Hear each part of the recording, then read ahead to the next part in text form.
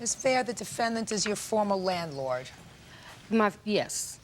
And you're suing him for several things. First, for wrongful eviction and the cost of your relocating to a new apartment.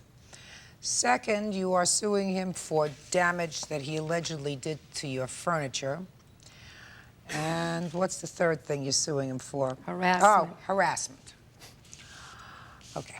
When did you move into his apartment and how did you find this apartment? I found an apartment through one of my coworkers that I work with.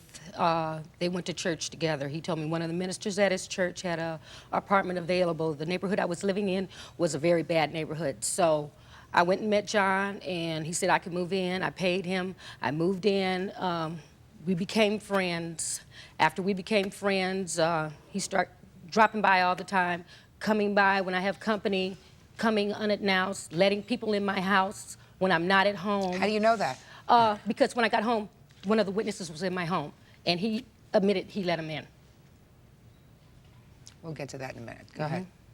And he soaked my couch with a water hose that was stored in his garage. Just a second. How did he soak your couch with a water hose? It was in his garage. What was it doing in his garage? I stored it there.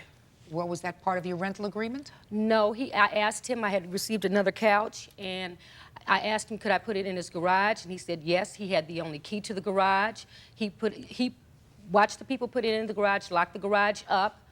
One particular night, it was a confrontation between my sister and I one night. He banged on the wall. He turned around, then he came at 1 o'clock in the morning, knocked on the door. My daughter's father was visiting, asked him, could he please come back at a reasonable hour? He got very indignant, said, no, I demand for her to come outside right now. Get your so-and-so hand off of my door, referring to my door. He told him, no, you would have to talk to her in the morning. The next day, he called me on the phone. He left a message, said I had to make other arrangements. If I did not come and speak to him, that I was going to have problems out of him, that I was going to have a problem.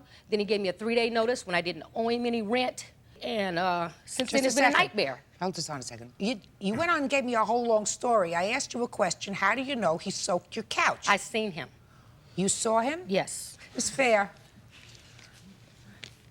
tell me how you saw him damage your furniture. Well, he asked one of the witnesses out there. He says, I want Don't tell me what he asked the witness. He went... Tell me what you saw. I seen him walk to the back of the house with a couple of his friends with the water hose. I walked around the other side, and he squirted it with the water hose. Squirted what? The couch, the whole living room set, and my table. You saw that? Yes, I did. Really? Yes, I did. The reason I ask you, really, if that really happened, your eyes are fluttering. That's not a good sign, Miss Fair. The reason I ask you that is because usually people, when they prepare papers for court, put in the most important things, and nowhere in your papers that you prepared for me, stop looking through your documents when I'm talking to you, nowhere in your papers that you prepared did you say you observed him soaking your furniture. Nowhere.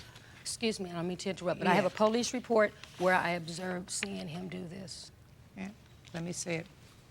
I have a police report for the annoying phone calls asking me to get out. Just a second.